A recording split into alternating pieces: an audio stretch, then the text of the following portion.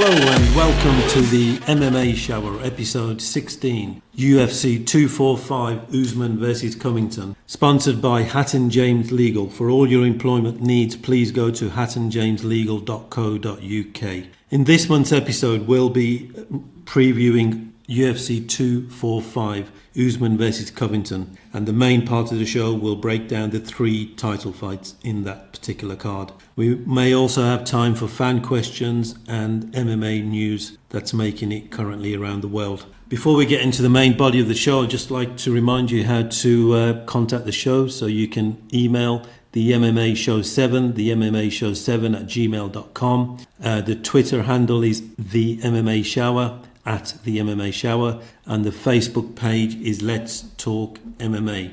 So the Twitter handle is the MMA Shower and the Facebook is Let's Talk MMA. Okay, moving on to the main part of the show. First of all, I'd like to introduce a returning guest. He's a fairly regular co-host, and it's Matthew Penny from purelymma.co.uk.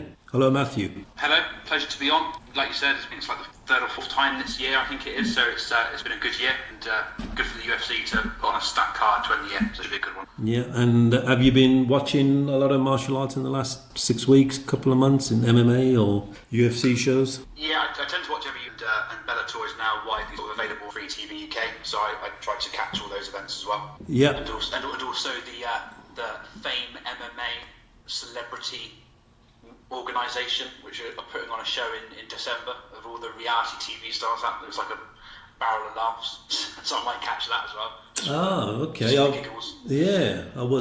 not heard of that, to be honest. So it's reality stars doing MMA, effectively. Yeah, it's called Fame MMA, and I think they're a Polish company, right? And they did like a load of shows in Poland, and that's all part of the world, which was, I think it had like midgets on the card against like fully grown adults. It was really weird. And now they're in the UK and they're doing a show which is just comprised of like reality TV stars against each other. Okay, so it's cross circus, cross MMA, cross reality TV. Oh mate, you should catch their first press conference. They were just unbelievably cringed. Like, think Conor McGregor times 10. Like, just really trying to. So a combination of Conor McGregor, Henry Cejudo, Covington. Yeah, everybody rolled up into one. Yeah. Yeah. Oh god, it was horrific. But I might just catch it just because it'll be funny to watch, to be honest. Yeah, I wonder if this reality thing is kicked off because of Aaron Chambers. Is it? He's had a few fights at Bellator. Yeah, he's doing quite well. Yeah. Yeah, he's 4-1, 5-1, I think. Yeah. Yeah. See, fair to him, he's taken it on full time. And he's now training full time. He's like a full time fighter, but he's a professional now. Yeah, he's a professional.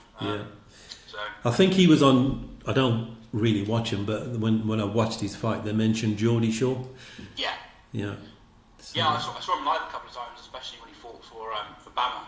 Okay, yeah. So they had really good priced shows. Like a couple in London, a couple in Newcastle. So I caught them for about £30, and. At the start of his career, he was fighting cans, but that's where everybody starts. Yeah, of course. They're not going to give you the world champion in your first 2 fights, are they? No, and to be honest, I'm surprised they didn't, because he was a big draw. But yeah, he's doing all right in Bellator, so I hear. So he's got another fight coming up in the new year, apparently. So. Oh, good for him. And as we know, as CM Punk proved, it's not easy to go into MMA and to be successral. Or to win a fight? No, absolutely. He's taken it up full time. He's quit reality TV and he's training full time with proper people. I think he's even training with the Edwards brothers. So, Fabian and Leon. Yeah. They're in their Renegade gym in Birmingham. Yeah. So I mean, fair play to him. He's training full time, so he can't take that much criticism when he's doing it full time. Okay, moving on to the to UFC 245. As we said slightly before we came on air, that it's a massive mega card. You've got Peter Yan versus Uriah Faber, and I think this is one fight into Faber's comeback from retirement.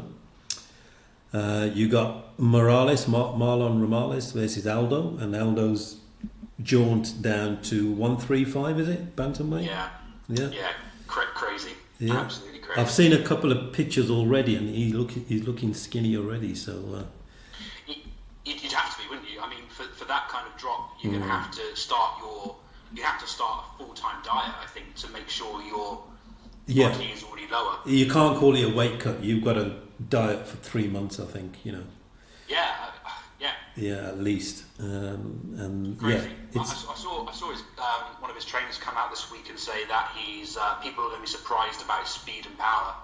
I don't think we're going to be surprised. I think we know what to expect. Yeah. I think the lingering question is he going to make the weight? Yeah. He looked ill when he hit 145. So 135 is going to be a worry, and I'm surprised Dana's allowed it, but Dana allows Aldo to do whatever he wants, pretty much, doesn't he?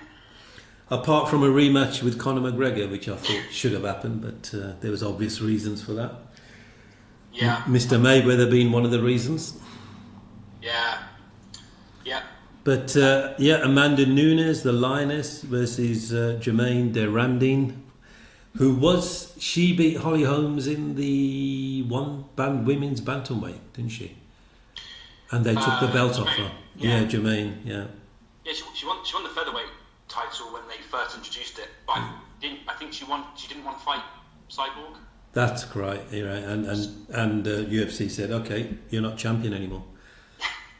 Yeah, kind of fair enough on both counts there. But. Yeah. And then we've got the co-main event, which is another title fight, which is the featherweight, and that's Max Holloway versus Alexander Volkanovski, an Australian, and he's pretty impressive in the last 5 or 6 fights in the UFC. Yeah, definitely. Probably the rightful guy for the next shot. Yeah, he's a legitimate contender, which we can't always say in every weight class in the UFC.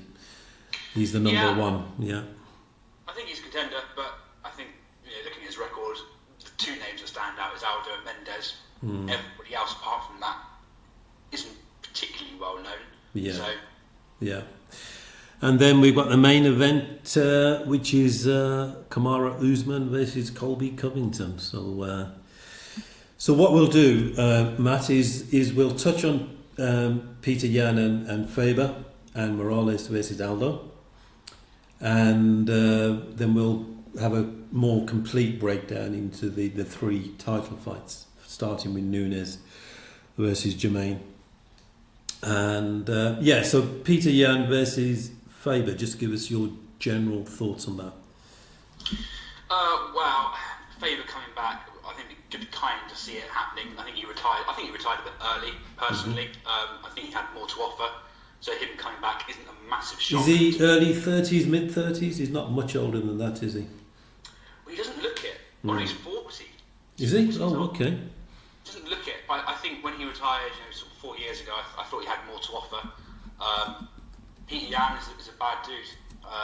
Like I think you said it before we came on live. He's a bit of a live wire. So it should be a good fight. I think Faber's very game in every fight he goes into. I haven't given much thought for prediction, but it should be a fun fight nonetheless. You're right. He is 40. He just looks still very young, and he's obviously quite short as well. So. He does look young, and I think Peter Yan is up and coming. He seems like a very talented all-round skill set. So not many people knock out Faber or finish him. So I think probably a decision on Peter Yan's part. But it's sort of one guy is up and coming, and the other one is sort of on the way down or trying to halt his descent into retirement again. Yeah, I think this is almost a bit of a money grab from Faber's point of view, because he's a big name at this point, even now. I think casual fans will know him, hardcore fans will know him as well, and he's been in the UFC so long, and I imagine a good relationship with Dana White. He could probably click his fingers and come back and go, and come back and go. Yeah. And it just shows the strength of this card, that he's kicking off the main card and not near the top. And Peter Yan is 26, and 14 years between them, and he's part of this recent Russian upsurge in MMA fighters. So you got Nurmagomedov, you've got the heavyweight, the tall guy who fought last month, Volkov, yeah, yep. And this guy Peter Yan as well. So I think there's a few Russian heavyweights in general, not particularly ranked, but there's just a few that I've seen that have been unbeaten. I think they did a Russian show this year, didn't they? And there was about 3 or 4 unbeaten Russian guys come in different weight classes. Yeah.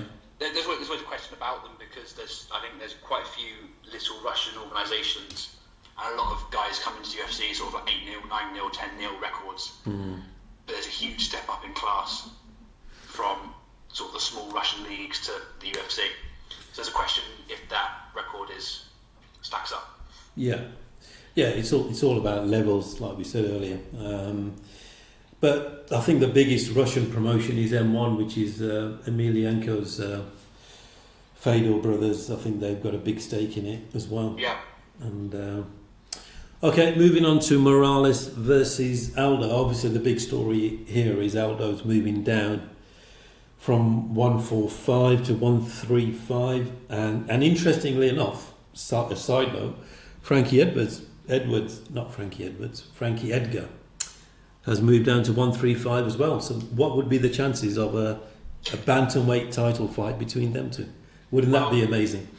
Well, either Edgar can't get away from him, or he wants to go down as well as Aldo to chase him. Is it that third fight, or they had 3 already? I've lost count. Yeah, so it's either bad luck or planned. I'm just baffled by this move down to 135 for Aldo. I just cannot believe it. And you know, I'm sure he has that power still at this weight. I'm sure he has the speed, but it's just the weight cut. Is it going to take anything out of him? I mean, I'm sure he's training fine, as his camp has said, but you know, now he's probably sort of 150 still. You know, when he hits 135 and he's going to, you know, rehydrate to about 145 on fight night, is he going to have that power still, or is he going to be quite depleted? Yeah. And you know, Marlon Moraes isn't an easy welcome to the division. You know, he's sort of regularly near the top and around the title. Marlon's last fight was Henry Cejudo for the title, and in the first round he was pretty dominant on Henry, and then Henry, to his credit, turned it around in the second. Was it second round finish or third round finish? Third round finish, yeah. And you know, Marlon's had 4 or 5 performances of the night in the past couple of years, so it's not going to be an easy welcome. So I think fair play to Dana. He said, right, Aldo, if you want to do it, fine, but you're not going to get a nice, easy, cushioned. Yeah, we're not going to give you tomato cans. Yeah. Yeah. So it should be a good fight. I mean, Aldo, again, a big name with casuals and hardcores alike. But again, not near the top of the card. You've got 3 title fights there, but you're still in the main card and another big name to draw in. And I think with Aldo and with Frankie, I think because of they've been former champions and they've been at the top for the last, well, Aldo for the last 10 plus years, Frankie for the last 5, 7, 8 years or whatever. If these guys can have, especially Aldo, he's got the guy whose last fight was a championship fight, and if Aldo can get 2 wins, this one and another, and it depends if he gets this one in spectacular fashion, you know, flying knee or whatever, he could quite easily get a title shot. Yeah, I think the division could do with some strengthening anyway. There's a lot of talent there, but then there's quite a mix of old and new as well. So I think it could have done with an injection of different people. Yeah, and the division is in a bit of disarray because of TJ, and obviously Henry Cejudo is probably not going to defend the bantamweight. He's going to go back to the strawweight. Yeah, it's a bit of a weird one, those 2 divisions. Flyweight, really. yeah. It's just quite weird, isn't it? I think it's quite a sparse division, both of them, and I think a lot of sort of casual fans especially won't know a lot of the fighters in them. I think it'll be definitely more of a hardcore fan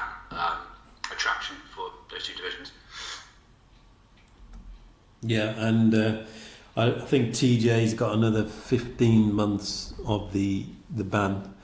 So 2021, I think he's back the earliest. So he can come back the earliest, I think.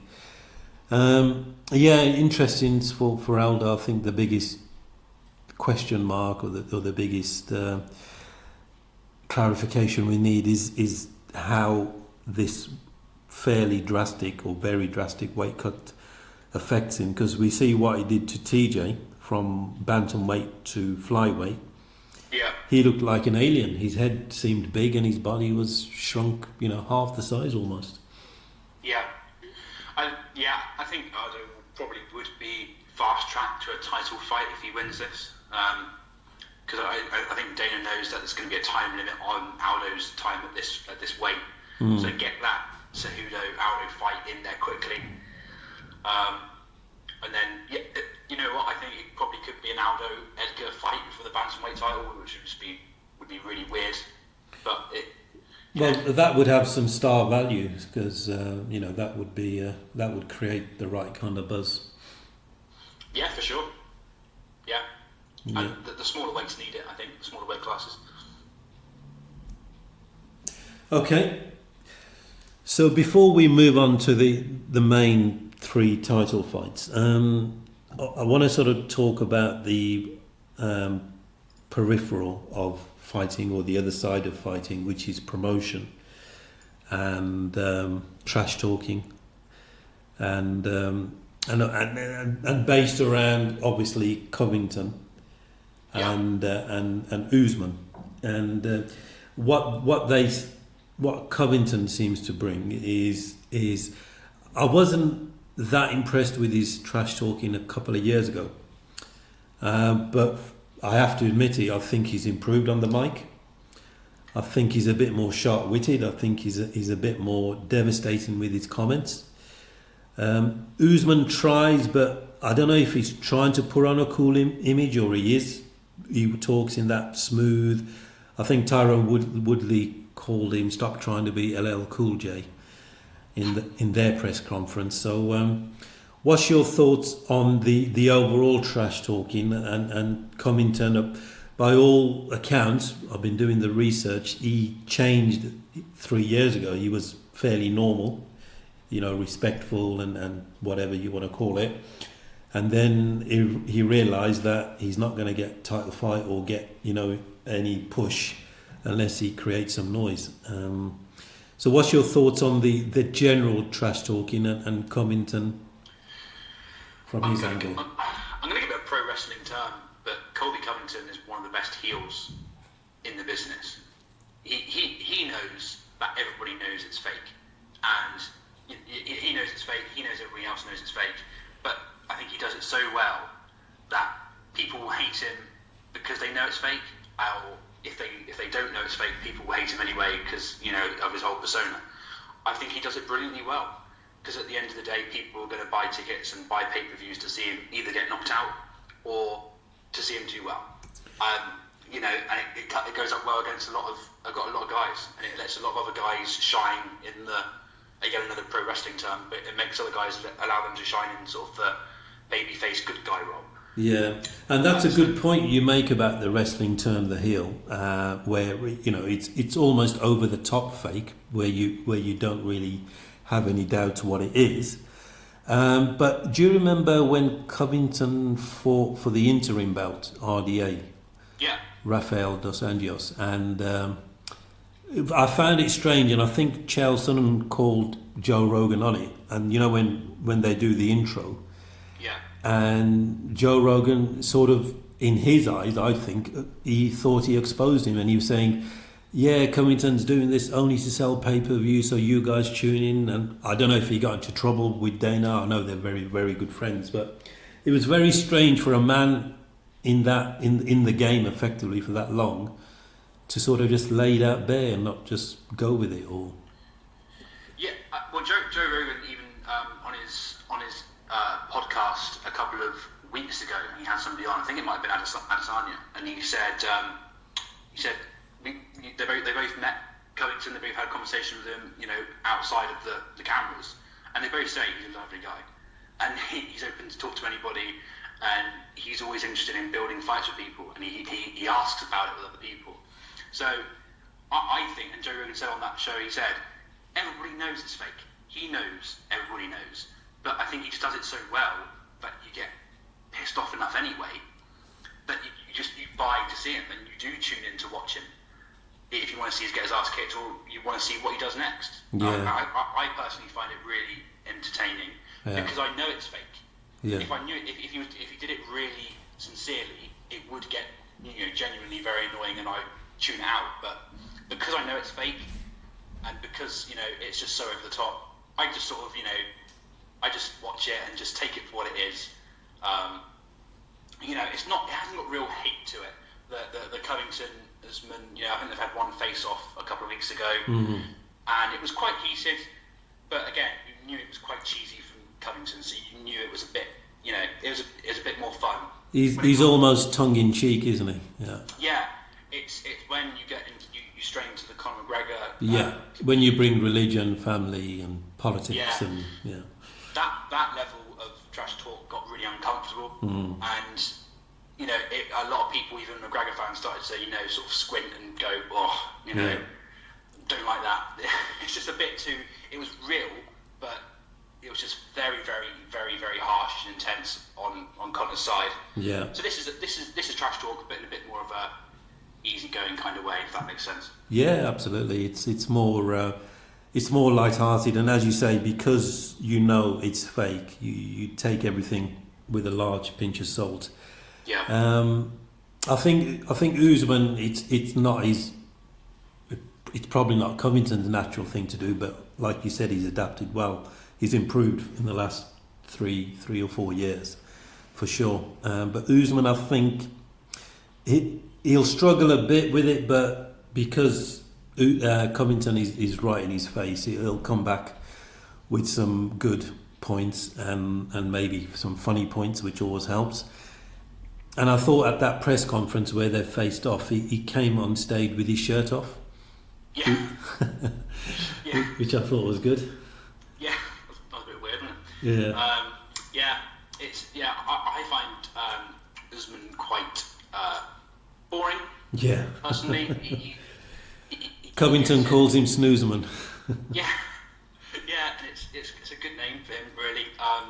Some guys do the boring sort of thing well. A bit almost like almost like Max Holloway, kind of. They don't trash talk. It's very respectful. But he's a bit more entertaining. Usman just doesn't really have a personality at all. Yeah. And it's tough because now he's the champ, and you've gone from Woodley, who had a bit of a personality, but sort of played it very quiet and cool, and Usman just doesn't do anything. He just doesn't offer a lot.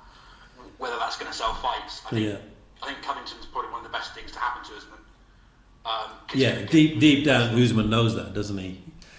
Yeah. I think Usman needs a bit of an exciting thing to come. I think Covington's going to drag him into it, hopefully. Yeah. Okay, we'll move on to the main title fights, starting with Amanda Lioness Nunes versus Jermaine D. Ramdeen. First of all, give us, if you know much about Jermaine. I remember her from the Holly Holmes fight, really, but I don't think she's had many fights since then. What you think her main strengths are? Obviously a world-class kickboxer. Yeah, great record. I think she's 50-0 or 49-0 in kickboxing. So, we know where her strengths are going to be. But Amanda Nunes, you saw in the Cyborg fight, when Cyborg, actually struck Nunes, you saw her eyes lit up. She enjoys the pressure. She enjoys the slugging it out. I think Jermaine is going to be a bit more tactical with her shots. She's not going to go like Cyborg and just slug. She's going to be very tactical with her kicks and her shots. Yeah. But Nunes is just incredible. Just look at her record and look at the names that have fallen to her: Holly Holmes, Cyborg, Pennington, Shevchenko, Rousey, Tate. Oh my God, the people she's knocked out or dragged out to a decision. That is a world-class list. Yeah. It's just incredible. Yeah. She's by far the best female MMA the best female in MMA ever, in my opinion. I just can't see anybody getting close to beating her. It might be a case of, the Rousey thing where she looked untouchable and then she got knocked out. It could be that, but I just can't see it happening. Nunes has slugged with the best of them and survived and knocked him out. So I just can't see Jermaine doing it. Yeah, I think Jermaine is her best chance, and you touched on it earlier. Is a very impressive kickboxing record. Yeah. So that would suggest if she wants or if she can, she could keep the distance fairly well and not do what Cyborg did and walk into it and just get a nuclear attack on her. Yeah. Well, she's a 3-time kickboxing champion. You've got to use it. Use your strengths. I think MMA is a lot deeper than this, but of course, I think you've got to sort of stick to your strengths. I think that's the basic thing you've got to do. That's you're going to be good at it. So stick to your strengths and work on it. If you chop Amanda Nunes down with her legs and get a good amount of strong leg kicks on her, she can't plant her feet. She can't get as much strength in her strikes. Yeah. Possibly a good way for her to get in the fight. Yeah. Possibly. Yeah. And I also think a slight plus point, a slight strength point for Jermaine is she's quite a big lady, so maybe her size will help her to absorb some of the punishment that inevitably is going to come her way from the lioness. So Jermaine could sort of have that slight advantage. She's naturally big. What weight is this fight at? Is this bantamweight or is this featherweight? I think this is the... They both can do both, can't they? Yeah, I think it's bantamweight. Bantamweight. Yeah. You'd have thought they could have put that at featherweight because there's been criticism of the UFC for not defending the women's featherweight. And then when Nunes won it, we thought, okay, we're finally going to get some defence of it, and they've put this fight at bantamweight, which is a bit of a weird one. But I think it's bantamweight. I'll check as we're talking. It is, yeah. It is. That's 135 for the women as well. Yeah. I thought they could put that 145. Okay. Yeah, maybe the advantage isn't with Jermaine because she's going to have to cut quite a lot of weight, I think. But it's more in Nunes' weight. For sure. Exactly, I agree. It's okay. Your prediction is Nunes. I can't see anything but TKO. Okay. I think Jermaine might be more tactical, and probably 5 rounds is a long time to get a decision. But Holly Holm did it against Nunes, didn't she? Yes, she did. And she's a boxer, stroke kickboxer. So I think Nunes' decision. I don't think she wants to taste those nuclear weapons called hands on Nunes. So I think I agree Nunes, but I think decision. Okay, moving on to Max Holloway, blessed Max Holloway, and versus Alexandra Volkanovski. I think his nickname is the Great for obvious reasons. So starting with Alexandra, he's got a pretty impressive record, but like you said, not many names. But that's the nature of when you're up and coming. Sometimes you've just got to go through what they put in front of you. And the Aldo Mendes, you could say that certainly Mendes towards the end of his career, he retired after that loss. Yeah, he did. Yeah. So it's sort of impressive, but it's not really impressive. It's one of those. So what do you think of Alexandra, his strengths, and where his keys are to win, if he does win? Well, I totally agree. First off, the two names that you really noticed on his record, Mendes, the very, very end of his career, he retired. Aldo, the very, very end of his featherweight career, if not overall career, depending on how long Aldo goes. Yeah. I think they're trying to build Volkanovski up on his wrestling, and I think in the Chad Mendes fight it was mentioned a lot, and Volkanovski did an interview with MMA Fighting, and that's what he talked about, his wrestling. Looking at his record and watching his fights, he loves to throw hands. Most of his wins are by knockout or technical knockout. But going up against Max Holloway, who is, in my view, in the top 2 pound for pound of the world, who can do everything, it's tough to say where Volkanovski's key is to win here.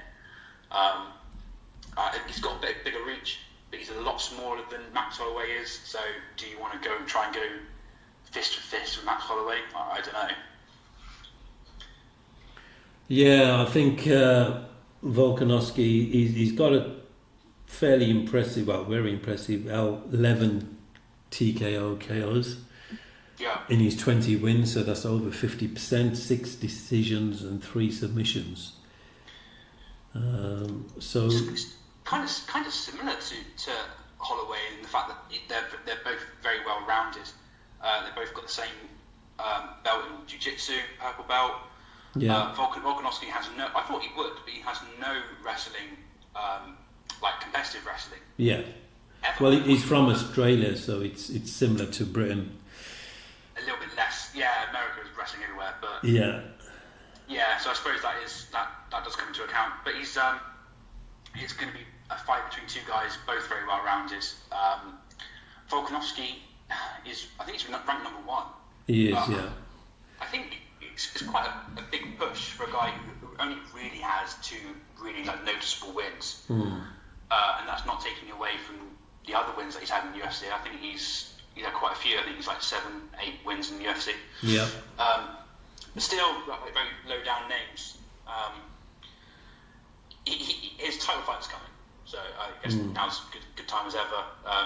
But Max Holloway, my God, just in my personal top 2 pound for pound in the world. So yeah, just look what he does to.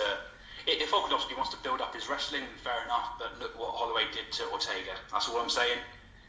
He screwed up Ortega. Yeah. And just sent him to the trash heap. Yeah, he literally butchered Ortega on his feet. Yeah.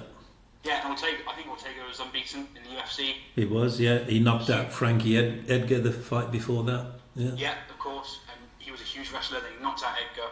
Yeah. And Holloway just pieced him up bit by bit. Yeah. It's incredible, really. So it should be a good fight. Whether Volkanovski has it in him, we'll soon see. But for me personally, I think it will be a Holloway decision win.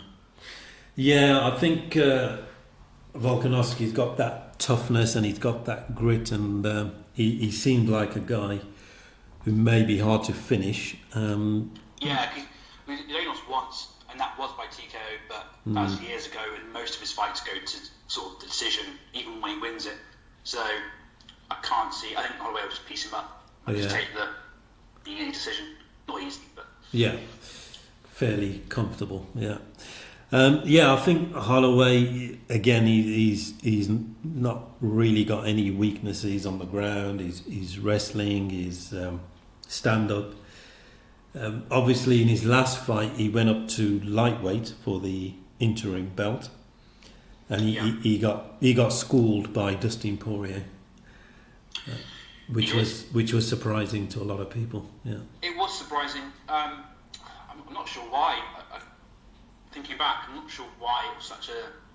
Was it even close? I don't think it was even close. No, I think after the first round, maybe the first 2, Dustin Poirier just started putting the heat on him, and he was just hitting him at will. It was very surprising because I've seen Holloway from his first or second fight with McGregor, and then his improvement. I think he went 10 fights unbeaten or whatever. Yeah. And it was a bit of a shock to the system to see Holloway get, and especially when you saw Holloway before the Poirier fight dismantle Ortega piece by piece. Yeah. And it almost happened the other way around the next fight. But obviously Dustin is a super class performer on his feet. He's a very elite stand up. Yeah.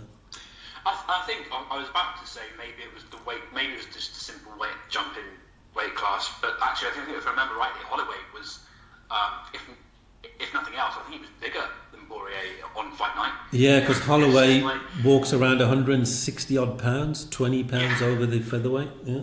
Yeah, so it's not even an unusual weight for him. He should probably perform better, but at featherweight. Maybe Max is very similar to Conor McGregor. Maybe he's just very, very, very good at featherweight. And lightweight was just a jump up, maybe a bit early. Maybe a warm-up fight would have been better for him at lightweight, just to maybe that extra £10 just to have a bit more of an effect than I think. Yeah, I'm going for Holloway as well, but I think he can finish Volkanovski, so I think he'll be a TKO possibly. And it's going to be a 5-round title fight, so it should give Holloway enough time to start to impose his will and his game plan on Volkanovski. Yeah, it'll be weird for Volkanovski if he does sort of get finished in a couple of rounds, but it could easily happen. I think. Yeah, for sure. Volkanovski's first 5-rounder, which I hadn't thought of. Yeah. So after round 3, you wonder what mentally and physically he'll start going through if he's not getting his way. Yeah, and Holloway's been there, done that many times. He's done the 5 rounds before, and it's the spotlight. People do say, once it's a title fight and the spotlight really is on you, it's just different to a normal everyday fight. Yeah. And also from our perspective, it's going to be fun. Max Holloway around in the press conference and stuff, and around the arena leading up to fight night. It's always good fun to have him. It goes back to the chat we just had a little while ago about the trash talk. Max is one of those who's most of the time it's very respectful, and he has fun. He has fun with people. He has fun with people. That's good to see. It'll be fun. Yeah, and I think Max, from a perspective of the experience of 5-round fights, you never, like you said, it's going to be a new experience for Volkanovski. It's going to be a normal day in the office for Max, and you don't know how that's going to affect him, how that's going to affect Volkanovski. So, and don't forget, in fight week for this fight, he's going to have a lot more media to do than a normal third, fourth fight on the card. No, absolutely. And looking at pictures of him training, he's very thick, Volkanovski. I mean, he's quite short. Yeah, he's stocky, isn't he? Yeah, he's. I don't know what that has anything to do with his weight cut, but it's. He's going to have a lot more going on, as you say, with media and stuff. Will it have an effect on his ability to easily cut weight? Probably not. He's probably professional enough, but. Yeah. But it's all part of the mix. Yeah. Yeah, it's all part of it, and like we said, it's his first time doing it for a 5-round and like a co-main. So. Yeah. Okay, moving on to the main event, which is Covington versus Usman. I'm going to call Covington the interim champ because he never lost it, so I think that's legit against the real champ. Weird decision to strip him as well, wasn't it? Because he was pushing for the Woodley fight for a year. That would have been a good build-up. Yeah, he was pushing for it, and they stripped him. It's like, surely that's not his fault. I think Covington's side of the story is he needed an operation on his eye or his hand or something, and he said he delayed it 3 times in that year because of the other fights he had. Yeah. And Dana's line was, we asked him, he said no, so we moved on. Which is weird because Colby probably pushed for it for 9 months. Yeah. And then when he finally gets a decision to get his hand, I think it was his hand sorted. Yeah. Suddenly the UFC offered him the fight. I mean, what a coincidence that is. Sort of setting up for fail, I think you call it. Yeah. Pretty much. And the UFC is a promotion. It's a people company. So if you're in favour, it's good. If you're not, it's not so good. So. I'd much preferred Colby versus Tyrone Woodley, to be honest. I was looking forward to that, especially when Tyrone said it's probably going to be the first death in the cage. I think Woodley really would have pushed that sort of build up as well, and he would have pushed a good fight. I think Woodley has the personality to carry it, and I think we touched maybe off of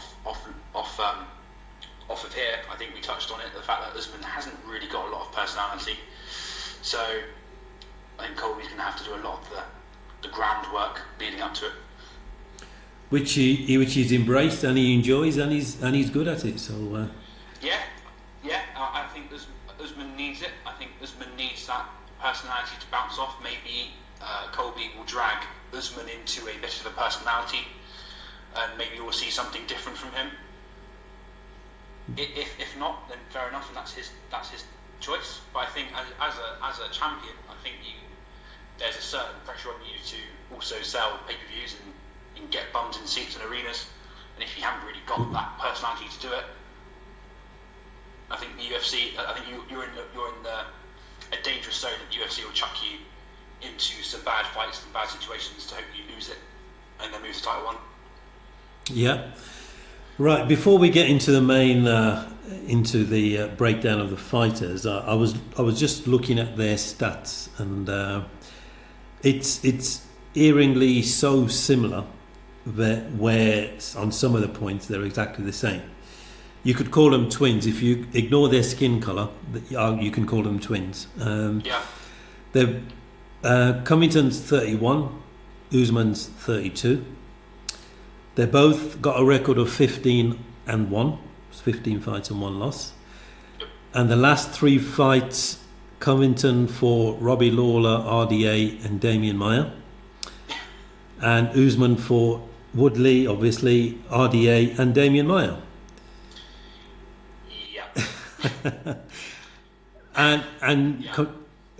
Covington's got 2 KOs and 5 submissions, and Usman's got 6 KOs and 1 submission. Yes, and I'd like to add that a lot of those KOs were in his early years for Usman. He's only had 1 knockout in the UFC. The rest, apart from the Ultimate Fighter, the rest have been decisions. Yeah. Which, you know, adds to the Snoozman caricature. Yeah. And do you know what? There's nothing wrong with a unanimous decision, and there's some of the best fights in history have been decisions. Yeah, depends how you get that decision. Yeah. Depends how you get the decision, and I think only one of those fights was performance of the night. So you've got, sort of 6 or 7 decisions there, which weren't really that entertaining for Usman. Colby hasn't had any performance of the night, but it's almost like he has that personality, especially with the Robbie Lawler fight. I'm sure I'm not sure, but I would have thought he would have got it for the Robbie Lawler fight, but okay, yeah. No, he didn't. He actually didn't, which is amazing. I'm going to have a look at what he did. But it's just, he has the personality to almost make that, it doesn't matter, and he screwed up Robbie Lawler to a point where the decision was okay. So... Yeah. And Usman, I don't know if you remember the Tough series where they tried this experiment of 2 gyms, American top team versus Black Zillions, which I didn't watch it. Yeah, I remember watching that because the guy that's the head of AT&T, Dan Lambert, and the guy head of Black Zillions, I can't remember his name now. They didn't like each other, and Dana tried to promote them to fight in one series. And it was a weird one. It didn't really work. But the point I'm trying to get to, Usman won that the Tough season. Yeah, but surprisingly, not the decision. Yeah, I did watch some of the Ultimate Fighters, some of the earlier ones, because I think they're a bit more interesting. I think the later ones got very, sort of very samey each season. They sort of followed a routine and stuck to it. So I stopped watching it after a while. Yeah, I think that one was one of the lowest ratings of the Tough series, and they never. I don't remember them ever doing a gym versus gym again. I think on paper it sounded good, stable versus stable, but I don't think it worked. No, I think the last one I watched fully was DC and Miocic. I think that was a really good one. They had a lot of talent in that season. A lot of them ended up in the UFC anyway, and a lot of them ended up signed. That was a good season. Yeah. What a shock! Usman was the finalist, and it was one of the lowest rating. Yeah, he won it, didn't he? Yeah, he was one of the lowest ratings tough series ever. And then they never tried the gym experiment again. So, No. which tells you everything you need to know. Yep, absolutely. Okay, moving into the fighters themselves. So, if Usman's going to win, what's his keys to victory? Well, I thought, when looking at both of them, I thought that Colby Covington would have some sort of Brazilian Jiu-Jitsu belt at all, but he doesn't at all. He's just got his collegiate wrestling, and he was a very, very, very good one. So was Usman, and Usman also has that black belt. So, do you want to go head-to-head on wrestling and grappling on the mat? But Covington has more submission wins. wins. To actually finally use those hands that he was well known for, especially in his earlier days, and go out to scrap with Colby. It could be a good way in. I think Colby is almost a bit like Nate Diaz in the fact that he's got a lot more volume more than power. So he'll go for a lot more volume of striking, but then not a lot of haymakers. He's not a lot of them are going to knock you out. So, and Usman's a big dude, and he's got, he's quite stocky for the weight. He's very, very well built. Yeah. And has he ever been knocked out? Probably not, no. So he's got a good chin on him. But again, so's Colby. So they're very well matched, but it's just shocking to me that Colby has no real jiu-jitsu sort of belt to rep. I'm shocked. Surely that would give Usman the advantage on the mat. When you looked at, especially like Damian Maia versus Ben Askren. Askren was an Olympic wrestler against Maia, who was a black belt in jiu-jitsu on top of his trade, and jiu-jitsu came out on top by quite a big margin. Usman has the advantage on the mat and probably in striking as well. It's just the fact, can Colby get Usman to be emotional? Can he bring out a personality and get him angry leading up to the fight? Because I think a lot of game plans go out the window when a fighter gets emotional. Yeah, but Covington's got more submission wins than Usman. He's got 5 in his 15 wins. Similar to, I go back to Ben Askren. In front of lesser opposition, Askren was unbeaten and had many submission wins with no jiu-jitsu at all. Very similar to Covington. Askren was a jiu-jitsu black belt. Was he? BJJ black belt. Yeah, he said it a few times in the build-up. Obviously Maia is another level. He's been doing it for 30 plus years.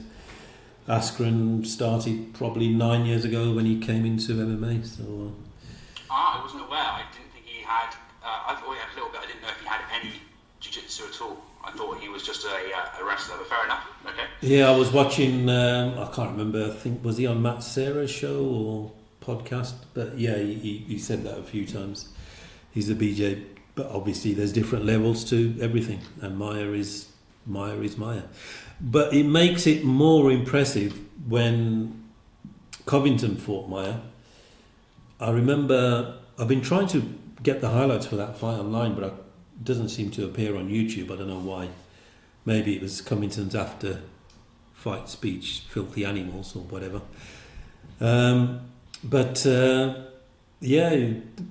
Covington wasn't that afraid to go to ground. He took Maia down a few times, but he obviously has got 10 times a better stand up than Ben Askren, so he wasn't scared to keep it standing up as well.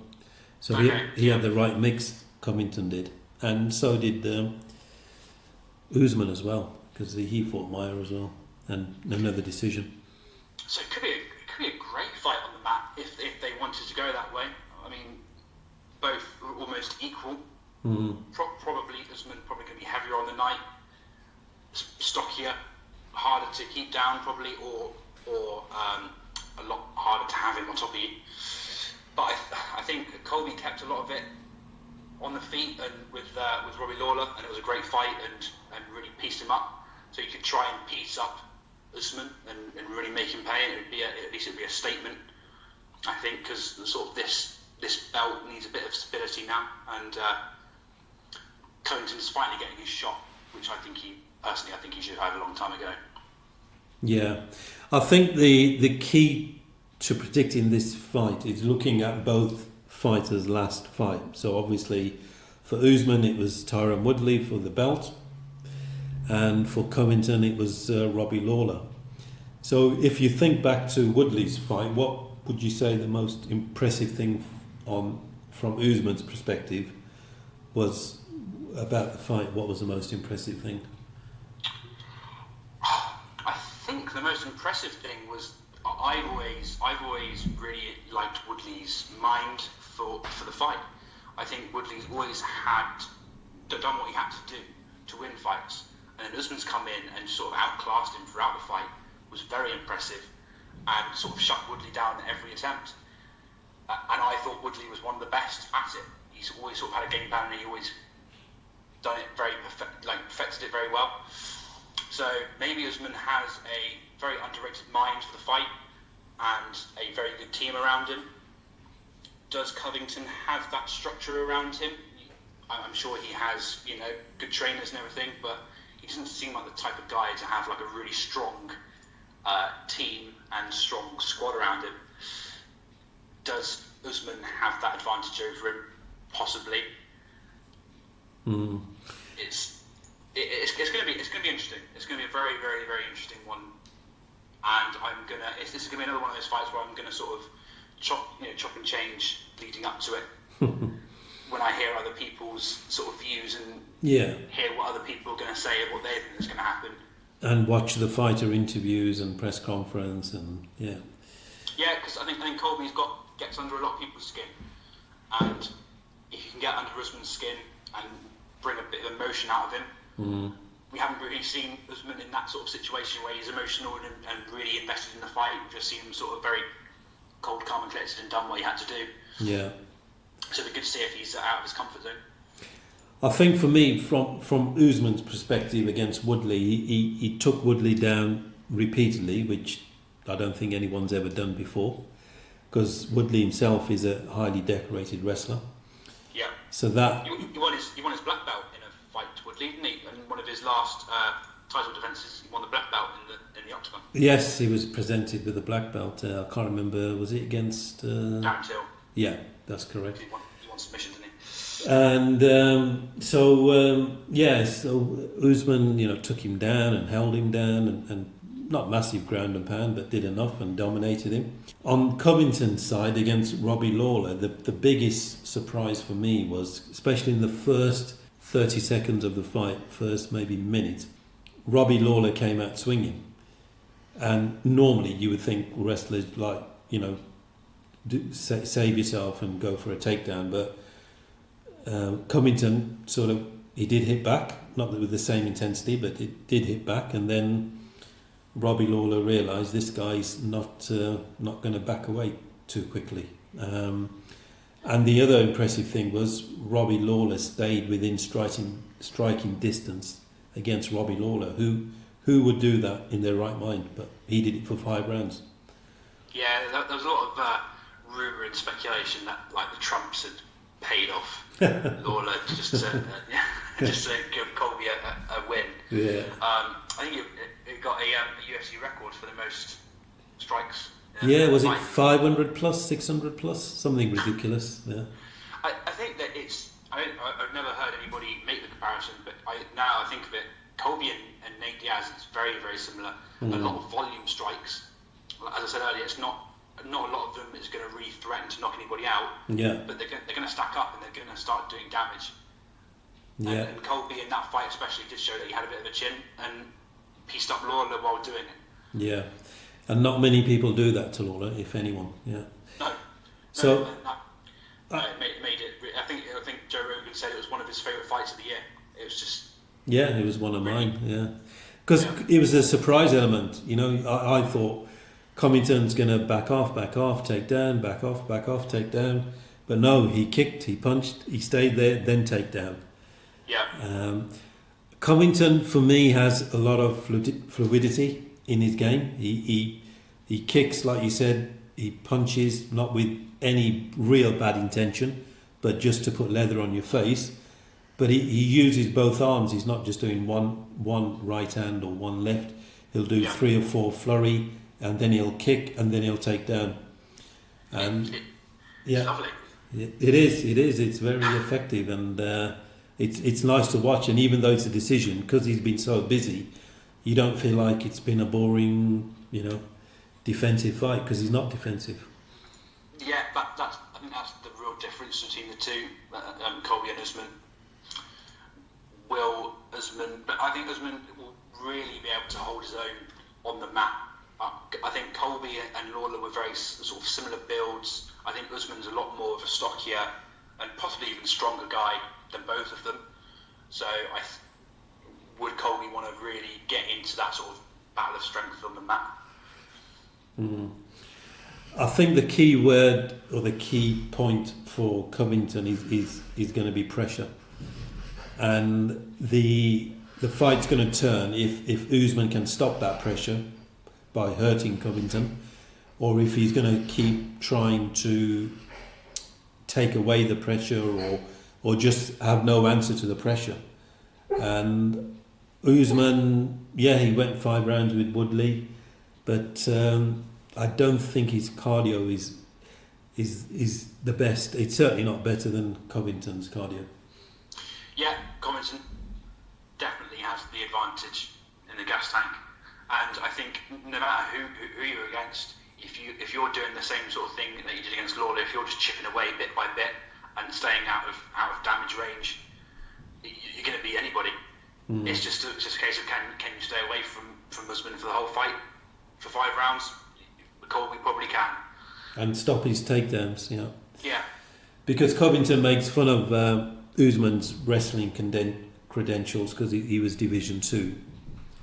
And D1. So when they ask him about Usman's wrestling, he was D2, he was a loser, and but obviously he worked on Tyron Woodley, who was also D1, so doesn't always add up. No, for sure, but it's just it's still pretty good, isn't it, to have those credentials, those championships and All-American, 3 years running that Usman had. Yeah. I mean, you got to give credit, but obviously Covington's just trying to trash it down a bit as part of his build-up and dismantling of anything good that Usman might have done. Yeah. So prediction time, Matt. Where are you going with this? So after the chat with you and your good point about Colby's gas tank, I probably am going to go with Colby for a decision. I don't think Usman's going to get knocked out or TKO'd. I think Colby has that power. So I'm going to go with a Colby decision win. And I also made that decision partly because I kind of hope it happens. I think Colby would be much more of an interesting champion going forward. Mm-hmm. He'd be. Imagine the next fight against Masvidal. What a build-up that would be. Yeah, or if Woodley ever has another fight and then gets a title fight, I still want to see that. Obviously, it's great to have Usman as a champion, as sort of the African champion, with Adesanya and sort of the African boom. And I heard rumours that they're trying to look at an African UFC event, but he's just not. He just does not appeal to me at all, Usman. There's really nothing that there's nothing that he has that makes me want to buy to see his fights. The only reason that I'm really buying to watch him fight this time is because of Colby, and that is it. It doesn't matter if he's doing it by making you hate him or making people love him. He is making people buy tickets and putting bums on seats to see him either get knocked out or you're going to see him to laugh and be entertained. Yeah. So my prediction is that he wins by decision, but it is partly because I hope he does. Yeah, I agree. The records probably show if anyone's going to win, it's probably going to be a decision.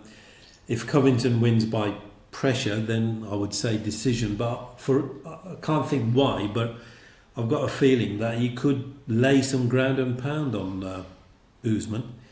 The reason why I say that, if you watch the Damian Maia fight, I think in the 3rd round, maybe 4th, he had Maia on the floor, and he wasn't scared to stay on the floor for a minute or so, and he was ground and pounding Maia, and another referee might have stopped it. So I think the round finished before he could really pay some damage.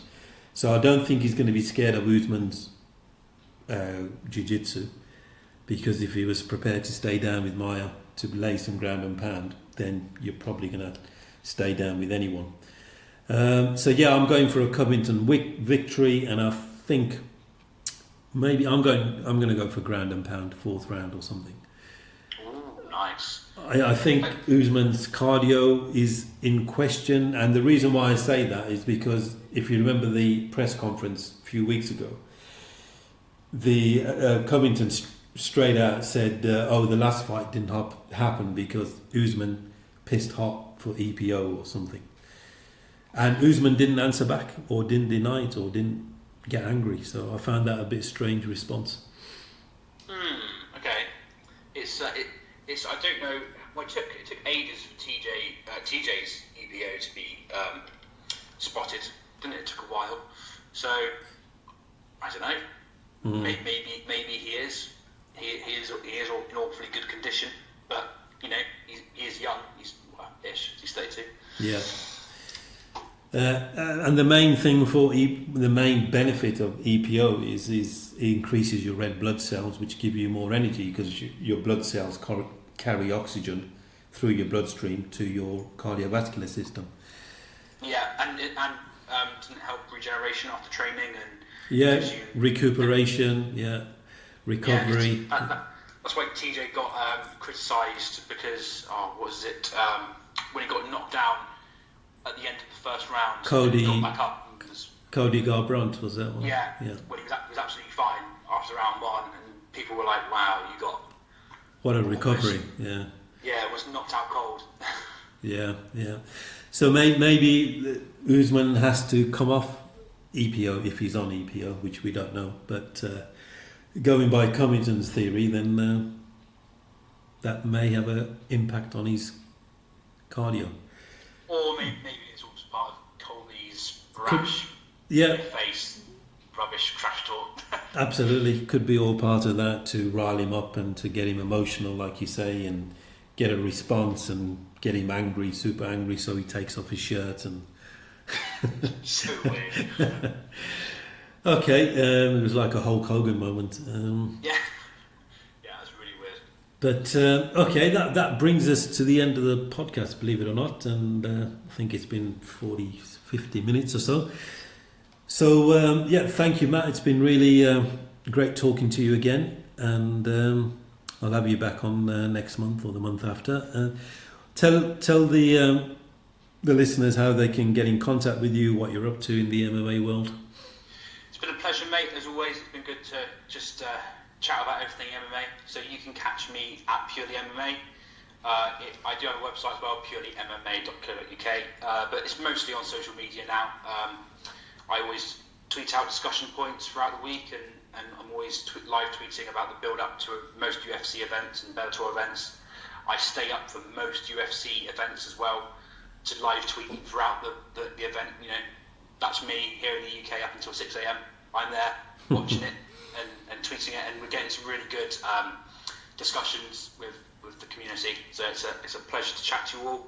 So go and follow me at Purely MMA, and I'll see you on the next one if you allow me back on. Thanks very much, mate. For sure. You going to any live events planned in the UK, or? Do you know what? I haven't, only because I haven't really got anybody to go with at the moment. Mm-hmm. So I hope that the UFC does a Glasgow event next year, and I'm going to plan to go up to Glasgow and possibly meet up with John and whoever else wants to come. Yeah. You know, we've got a Facebook chat open, a sort of 20, 30, 40 UK MMA podcasters, haven't we? So yeah, we have. I think I'm going to ask everybody about UFC London as well. It's happening in March. Yeah, because is that going to be Till versus Whittaker? Yeah, possibly. Whittaker went on Ariel Hawani's show at the start of the week and said, "I want Till in London." Ah, okay, that would be mega. Yeah, it's a name that the UFC London deserves. Exactly. Yeah. I we had Till Masvidal last year, which was incredible. That was lovely to see Till get knocked flat. Yeah, that would be a good card for London for sure. Good main event.